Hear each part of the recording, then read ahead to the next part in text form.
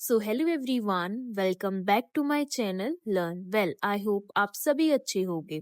आज हम managerial economics का एक बहुत ही इम्पोर्टेंट क्वेश्चन डिटेल में कवर करने वाले हैं। That is, why do firm exist, explain and what functions do they perform, also outline the constraints on the operation of firms। ये क्वेश्चन यूनिवर्सिटी एग्जाम के लिए बहुत ही इम्पॉर्टेंट है और अक्सर 16 मार्क्स तक का ही पूछा जा सकता है। इस लेक्चर में हम आपको हर पॉइंट को एक सिंपल इजी लैंग्वेज में एग्जाम्पल के साथ एक्सप्लेन करेंगे, ताकि आपको रटना ना पड़े बल्कि कंसेप्ट अच्छे से समझ आ जाए। अगर आप exam oriented hand written notes और इजी एक्सप्लेनेशन चाहते हैं तो वीडियो को एंड तक जरूर देखिए। और अगर आपने अभी तक मेरे चैनल लर्न वेल को सब्सक्राइब नहीं किया है तो जल्दी जाके इसे सब्सक्राइब कर लीजिए and don't forget to press the bell icon, ताकि आपको फ्यूचर वीडियोस का अपडेट टाइमली मिलता रहे। तो चलिए आज की वीडियो स्टार्ट करते हैं विदाउट वेस्टिंग एनी टाइम। सबसे पहले समझते हैं कि फर्म होती क्या है। सो स्टूडेंट, जब भी हम फर्म शब्द सुनते हैं तो हमारे दिमाग में कंपनी या बिजनेस आता है। सिंपल लैंग्वेज में अगर बात करें, फर्म एक ऐसी ऑर्गेनाइजेशन होती है जो लेबर, कैपिटल, रॉ मटेरियल और टेक्नोलॉजी जैसे प्रोडक्टिव रिसोर्सेज का यूज करके गुड्स या सर्विसेज प्रोड्यूस करती है और मार्केट में सेल करती है। इसका main objective generally profit earn करना होता है। सिंपल वर्ड्स में अगर समझें, फर्म का काम है रिसोर्सेज को यूज करके कस्टमर के लिए प्रोडक्ट या सर्विसेज बनाना और उससे प्रॉफिट कमाना। For example, suppose Raisila health food limited Raisila paddy purchase करती है, मशीन यूज करती है, एम्प्लॉयज हायर करती है और राइस ब्रान ऑयल प्रोड्यूस करके मार्केट में सेल करती है। ये एक फर्म है। इसी तरह अमूल, टाटा, रिलायंस, इन्फोसिस सब फर्म है। अब फर्म की डेफिनेशन को सिंपल वर्ड्स में समझते हैं। मैं स्टूडेंट को हमेशा एक लाइन याद करवाती हूँ। वो क्या है? फर्म रिसोर्सेज को कंबाइन करती है, प्रोडक्ट्स बनाती है और उन्हें मार्केट में सेल करके प्रॉफिट अर्न करती है। बस इसी को फर्म कहते हैं। सिंपल है ना? तो चलिए नेक्स्ट देखते हैं की कैरेक्टरिस्टिक्स ऑफ आ फर्म। अब देखते हैं फर्म की इंपॉर्टेंट कैरेक्टरिस्टिक्स क्या है। सबसे पहला पॉइंट है इकोनॉमिक एक्टिविटी।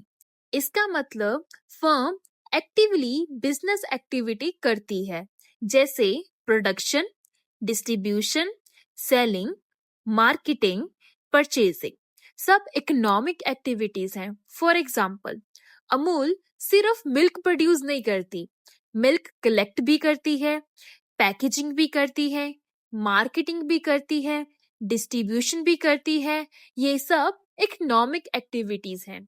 हमारा सेकंड पॉइंट है production and operation. Production and operation में क्या होता है? फर्म जनरली इनपुट को आउटपुट में कन्वर्ट करती है। इनपुट का मतलब जैसे कि raw material, labour, capital, machine, technology और आउटपुट होता है फिनिश्ड गुड्स या सर्विसेज। एक एग्जाम्पल के साथ समझते हैं। जैसे कि एक बेकरी है, उसका इनपुट क्या होगा? Floor, sugar, butter, labour, machine and output क्या निकलेगा? केक। इसी को ही प्रोडक्शन प्रोसेस कहते हैं। हमारा थर्ड पॉइंट है प्रॉफिट मोटिव। ऑलमोस्ट हर बिजनेस का मेन ऑब्जेक्टिव होता है प्रॉफिट अर्न करना। अगर प्रॉफिट नहीं होगा तो बिजनेस सरवाइव कैसे करेगा? फॉर एग्जाम्पल, अगर एक शॉपकीपर हर प्रोडक्ट लॉस में बेचने लगे तो कुछ टाइम बाद उसकी शॉप बंद हो जाएगी। इसीलिए फर्म प्रॉफिट अर्न करती है। फोर्थ पॉइंट है ऑर्गेनाइजेशनल स्ट्रक्चर। फर्म रैंडमली काम नहीं करती, उसका एक प्रॉपर स्ट्रक्चर होता है। हर एम्प्लॉय का रोल फिक्स्ड होता है, जैसे owner, CEO, manager, supervisor, worker. सबका अपना अपना काम होता है। इसी को ऑर्गेनाइजेशनल स्ट्रक्चर कहते हैं। अब देखते हैं टाइप्स ऑफ ऑर्गेनाइजेशनल स्ट्रक्चर। सबसे पहले है sole proprietorship, owned and run by one individual. इसमें सिर्फ एक ही ओनर होता है, वही बिजनेस चलाता है, वही प्रॉफिट लेता है, वही लॉस बियर करता है। फॉर एग्जाम्पल, मोहल्ले की general store, beauty parlour, Taylor shop और मेडिकल स्टोर, ये मोस्टली सोल प्रोप्राइटरशिप होती हैं। Second type is partnership. इसमें दो या उससे ज्यादा लोग मिलकर बिजनेस चलाते हैं, प्रॉफिट और लॉस शेयर करते हैं। For example, CA firm, law firm, hospital and restaurant. हमारा थर्ड टाइप है कॉरपोरेशन। कॉरपोरेशन एक सेपरेट लीगल एंटिटी होती है। कंपनी और ओनर दोनों लीगली अलग होते हैं। कंपनी के नाम से प्रॉपर्टी हो सकती है, लेकिन कंपनी केस भी कर सकती है और कंपनी पर केस भी हो सकता है। फॉर एग्जाम्पल, जैसे कि Reliance corporation, Infosys, TCS, Apple and Microsoft. हमारा नेक्स्ट टाइप है लिमिटेड लाइबिलिटी कंपनी, जिसे एलएलसी के नाम से भी जाना जाता है। ये पार्टनरशिप और कॉरपोरेशन दोनों के फीचर को कंबाइन करती है। ओनर्स की लाइबिलिटी लिमिटेड होती है और बिजनेस को सेपरेट लीगल रिकॉग्निशन मिलती है। ठीक है। Next type of characteristic is legal identity. Depending on its structure, a firm may or may not be separate legal entity from its owner. अब क्वेश्चन आता है, लीगल आइडेंटिटी क्या होती है? सिंपल लैंग्वेज में अगर बात करें, क्या बिजनेस और ओनर लीगली सेम है या फिर अलग? कॉरपोरेशन में कंपनी अलग लीगल पर्सन होती है, लेकिन सोल प्रोप्राइटरशिप में ओनर और बिजनेस अलग नहीं होते हैं। एक एग्जांपल्स के थ्रू इसे समझते हैं। अगर सोल प्रोप्राइटरशिप पर लोन है, तो ओनर की पर्सनल प्रॉपर्टी भी यूज हो सकती है, लेकिन कॉरपोरेशन में जनरली शेयर होल्डर की पर्सनल प्रॉपर्टी सेफ रहती है, इसीलिए कंपनीज इनकॉर्पोरेट होती हैं। Next characteristic is market interaction. Her firm market में कंपटीशन करती है, कस्टमर्स को अट्रैक्ट करती है, एडवर्टाइजिंग करती है, बेटर क्वालिटी प्रोवाइड करती है, प्राइस को डिसाइड करती है। ये सब मार्केट इंटरेक्शन कहलाता है। फॉर एग्जाम्पल, कोका कोला और पेप्सी दोनों कस्टमर को अट्रैक्ट करने के लिए कंपटीशन करती है। इसी तरह जियो और एयरटेल, अमेजोन और फ्लिपकार्ट, अमूल और मदर डेयरी, ये सब मार्केट इंटरेक्शन का एग्जाम्पल है। अब देखते हैं, why do firm exist? Firm क्यों एग्जिस्ट करती है? सो स्टूडेंट, अब तक हमने समझा कि फर्म होता क्या है, लेकिन अब सबसे इम्पोर्टेंट क्वेश्चन आता है, आखिर फर्म की जरूरत क्यों पड़ती है? क्या हर पर्सन अपना काम खुद नहीं कर सकता? सोचो, अगर हर बार हमें प्रोडक्ट बनाना हो और हर छोटी छोटी चीजें के लिए अलग अलग लोगों से कॉन्ट्रैक्ट करना पड़े, तो कितना टाइम वेस्ट और पैसा वेस्ट होगा। इसी प्रॉब्लम को सॉल्व करने के लिए फर्म एग्जिस्ट करती है। सिंपल वर्ड्स में अगर बात करें, फर्म इसीलिए एग्जिस्ट करती है क्योंकि वो प्रोडक्शन को ऑर्गेनाइज करती है, कॉस्ट कम करती है, एफिशिएंसी बढ़ाती है और प्रॉफिट अर्न करती है। अब एक एक रीजन डिटेल में समझते हैं। सबसे पहला रीजन है ट्रांजैक्शन कॉस्ट थ्योरी। ये सबसे इम्पोर्टेंट रीजन है। इस थ्योरी को रोनाल्ड कॉसे ने दिया था। रोनाल्ड कॉसे के अकॉर्डिंग, अगर हर काम मार्केट के थ्रू किया जाए तो बहुत ज्यादा ट्रांजैक्शन कॉस्ट आती है। ट्रांजैक्शन कॉस्ट क्या होती है? ट्रांजैक्शन कॉस्ट का मतलब होता है सप्लायर ढूंढने का कॉस्ट, बायर ढूंढने का कॉस्ट, प्राइस नेगोशिएट करने का कॉस्ट, कॉन्ट्रैक्ट बनाने का कॉस्ट और एग्रीमेंट इन्फोर्स करने का कॉस्ट। ये सब मिलकर ट्रांजैक्शन कॉस्ट कहलाती है। फॉर एग्जाम्पल, सपोज कीजिए आप एक बेकरी चलाती हो। अगर रोज फ्लोर के लिए अलग कॉन्ट्रैक्ट बने, शुगर के लिए अलग कॉन्ट्रैक्ट बने, बटर के लिए अलग, बेकर के लिए अलग, डिलीवरी बॉय के लिए अलग बने। तो करोगे क्या? तो पूरा दिन सिर्फ कॉन्ट्रैक्ट ही बनाते रहोगे, प्रोडक्शन कब करोगे? इसीलिए फर्म सब एम्प्लॉयज को एक ऑर्गेनाइजेशन के अंदर रखती है। मैनेजर्स डायरेक्ट इंस्ट्रक्शन देती है। हर बार कॉन्ट्रैक्ट बनाने की जरूरत नहीं पड़ती है। इससे टाइम बचता है, कॉस्ट कम होती है और प्रोडक्शन फास्ट होता है। Firm exist because they reduce the transaction cost by bringing the production under one organization instead of relying on separate market contracts. Second reason है हमारा economics of scale and scope. Student अब दूसरे reason को detail में समझते हैं। Economics of scale, इसका मतलब क्या है? इसका मतलब है जब प्रोडक्शन बड़ा होता है तो एवरेज कॉस्ट कम हो जाती है। फॉर एग्जाम्पल सपोज कीजिए एक नोटबुक बनाने वाली कंपनी सिर्फ 100 नोटबुक्स बनाती है तो कॉस्ट ज्यादा होगी। लेकिन अगर वही कंपनी 10 लाख नोटबुक्स बनाए तो मशीन, लेबर और इलेक्ट्रिसिटी का कॉस्ट डिवाइड हो जाएगा। इसका रिजल्ट क्या निकलेगा? पर नोटबुक कॉस्ट कम हो जाएगी। इसी को इकोनॉमिक्स ऑफ स्केल कहते हैं।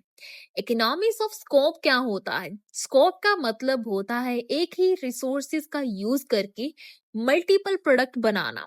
फॉर एग्जाम्पल जैसे कि अमूल मिल्क से butter, cheese, curd, ice cream, paneer सब बनाती है एक ही रॉ मटेरियल से मल्टीपल प्रोडक्ट, इसीलिए कॉस्ट और कम हो जाती है। थर्ड रीजन है specialisation and division of labour. हर एम्प्लॉय सब कुछ नहीं करता, सब अपना अपना काम में एक्सपर्ट होते हैं, इसी को स्पेशलाइजेशन कहते हैं। फॉर एग्जाम्पल कार फैक्ट्री में एक वर्कर सिर्फ इंजन बनाता है, एक वर्कर टायर लगाता है, एक वर्कर पेंटिंग करता है, एक वर्कर क्वालिटी चेक करता है। सब अपना अपना काम करते हैं। इससे प्रोडक्शन फास्ट होता है, मिस्टेक कम होता है, क्वालिटी इंप्रूव होती है और मैनेजर इन सब को इजीली कोऑर्डिनेट करता है। ओके। फोर्थ रीजन है risk management and financing.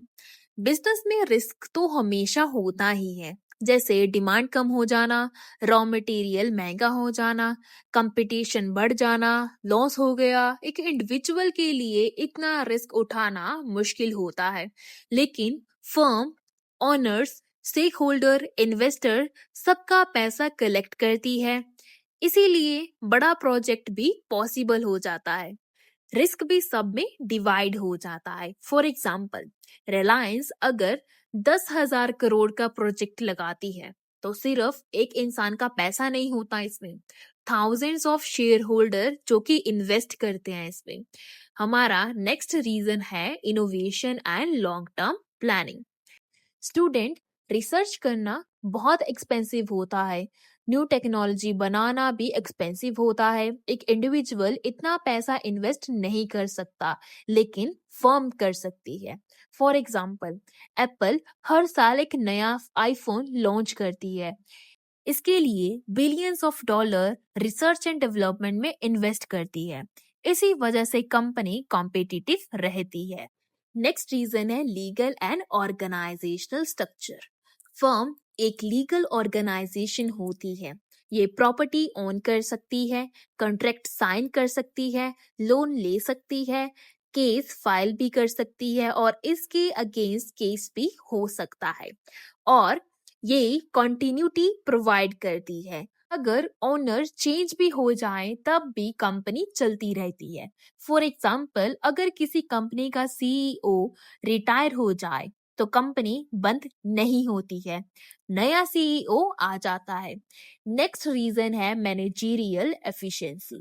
Her owner हर काम खुद नहीं कर सकता, इसीलिए फर्म प्रोफेशनल मैनेजर्स हायर करती है। ये प्लानिंग, ऑर्गेनाइजिंग, लीडिंग, कंट्रोलिंग सब एफिशिएंटली करती है। फॉर एग्जाम्पल जैसे कि एक हॉस्पिटल में डॉक्टर ऑपरेशन करता है, मैनेजर्स हॉस्पिटल को मैनेज करते हैं। दोनों का रोल अलग अलग होता है। नेक्स्ट रीजन है control of resources. Firm important resources को सिक्योर करती है, जैसे कि labour, technology, raw material, machine and land. इससे प्रोडक्शन कॉन्टिन्यूसली चलता रहता है। फॉर एग्जाम्पल, राइसीला फार्मर्स के साथ लॉन्ग टर्म एग्रीमेंट करते हैं ताकि राइस ब्रांड की रेगुलर सप्लाई बनी रहे। नेक्स्ट रीजन है मार्केट पावर। स्टूडेंट, कुछ फर्म इतनी बड़ी हो जाती है कि वो मार्केट में अपना इन्फ्लुएंस बना लेती हैं।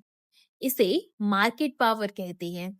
मार्केट पावर का मतलब है कि फर्म मार्केट में अपनी स्ट्रॉन्ग पोजीशन की वजह से प्राइस, कंपटीशन या मार्केट शेयर को काफी हद तक इन्फ्लुएंस कर लेती है। एग्जाम्पल सोचिए, अगर किसी एरिया में सिर्फ एक ही इंटरनेट प्रोवाइडर हो, कस्टमर्स के पास ऑप्शन कम हो, इसीलिए उस कंपनी का मार्केट पर इन्फ्लुएंस ज्यादा होगा। इसी तरह कुछ इंडस्ट्रीज में बहुत बड़ी कंपनीज अपनी स्ट्रॉन्ग मार्केट पोजीशन की वजह से ज्यादा प्रॉफिट अर्न कर लेती हैं। एक लाइन आपने लिखनी है एग्जाम में और उसको हाईलाइट करना है। वो क्या है?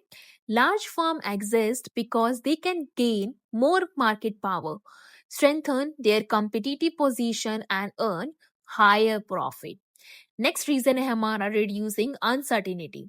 बिजनेस में अनसर्टिनिटी हमेशा रहती है, जैसे कि डिमांड कम हो जाए, डिमांड कब बढ़ेगी, कब कम होगी, रॉ मटेरियल कब महंगा होगा, कंपटीशन कब बढ़ेगा। फर्म प्लानिंग और फोरकास्टिंग करके अनसर्टिनिटी को कम करती है। फॉर एग्जाम्पल, एक आइसक्रीम कंपनी समर आने से पहले ही प्रोडक्शन बढ़ा देती है। ऐसा क्यों? क्योंकि उससे डिमांड का आइडिया होता है। इसी तरह फर्म फ्यूचर प्लानिंग करती है। नेक्स्ट रीजन है हमारा ग्लोबलाइजेशन एंड नेटवर्क्स। आज के टाइम में बिजनेस सिर्फ एक सिटी या एक कंट्री तक लिमिटेड नहीं रहा। फर्म दुनिया भर में बिजनेस करती है, डिफरेंट कंट्री से रॉ मटेरियल लेती है, डिफरेंट कंट्रीज में प्रोडक्ट सेल करती है। इसीलिए फर्म ग्लोबल सप्लाई चेन को मैनेज करती है। फॉर एग्जाम्पल, जैसे कि एप्पल का डिजाइन अमेरिका में होता है, पार्ट्स अलग अलग कंट्री से आते हैं, असेंबली दूसरी कंट्री में होती है, प्रोडक्ट पूरी दुनिया में सेल होता है। इसी को ग्लोबल बिजनेस कहते हैं। नेक्स्ट रीजन है हमारा reputation and brand building.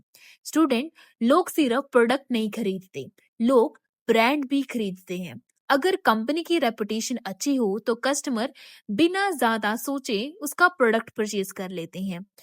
For example, मान लीजिए अगर मार्केट में दो ऑयल बोटल्स रखी हैं, एक अननोन कंपनी की है और एक राइसीला की है, तो काफी कस्टमर ट्रस्टेड ब्रांड चूज करेंगे।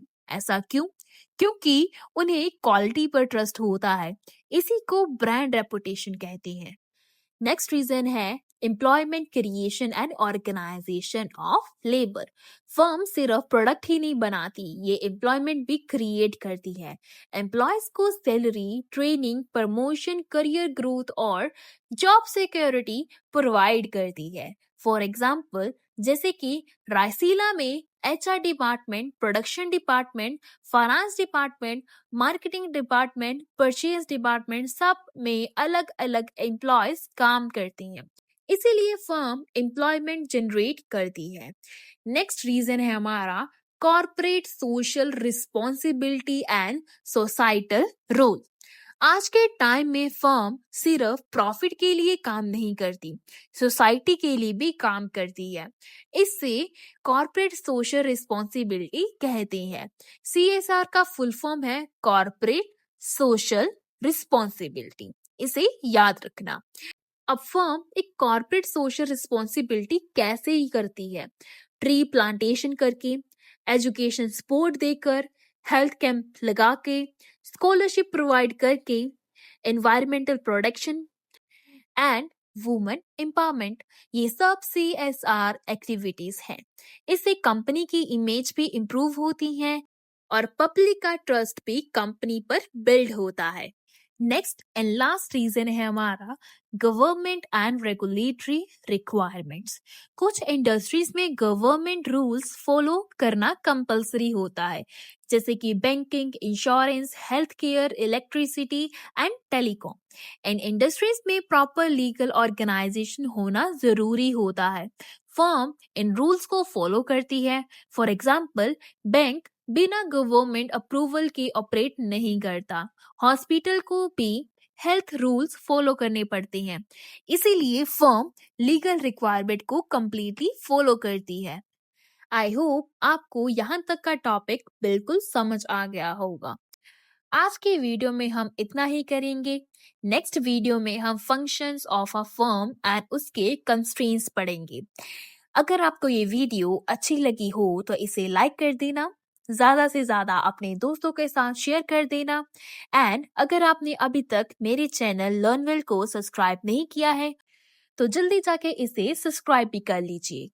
एंड अगर आप चाहते हो कि मैं ऐसे ही हैंड रिटन नोट्स की वीडियो जल्दी से जल्दी लाती रहूं तो आप बेल आइकन को प्रेस कर दीजिए, ताकि आपको फ्यूचर वीडियोस का अपडेट नोटिफिकेशन टाइमली मिलता रहे। मिलते हैं नेक्स्ट वीडियो में as I said function of a firm and constraints के साथ। Until then keep learning, keep growing only with learn well.